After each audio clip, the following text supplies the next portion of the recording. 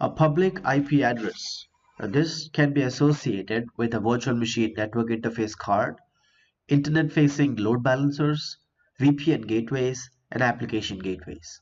If you choose dynamic assignment, then Azure will provide you with an IP address. You can also assign the IP address statically, and that then would be a static assignment. The type of resource affects the assignment.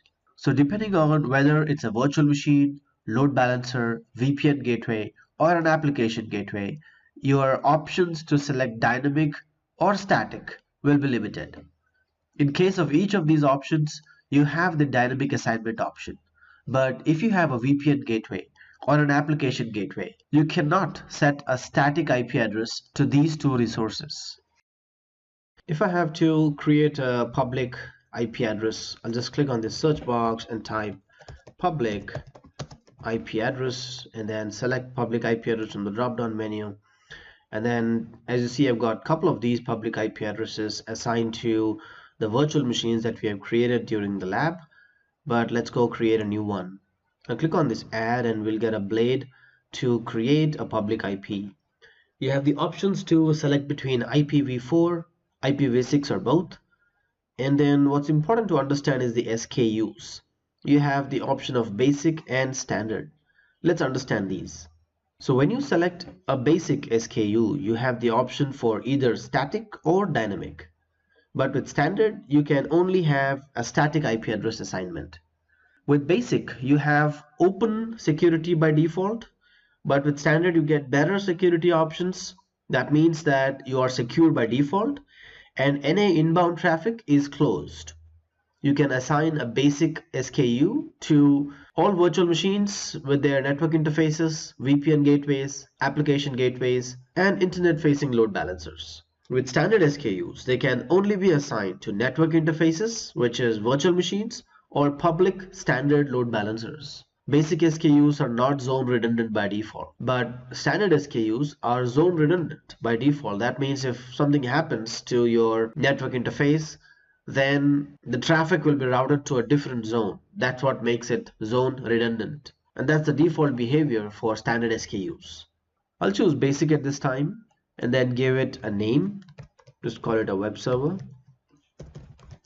And then you have the option of choosing a dynamic IP address allocation or a static. I'll leave it to dynamic at this time. You can also select idle timeout minutes. This is the number of minutes it will keep a session alive.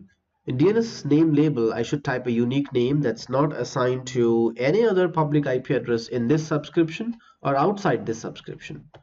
So if I type public web server, it will then be validated and then looks like this is not assigned to any other web server. Subscription, I'll leave it the way it is and put it in my resource group in East US and then finally click on create. So I have a public IP address of dynamic IP address assignment. As you see, it is getting deployed at this time. It'll take a minute to show up on the public IP address interface.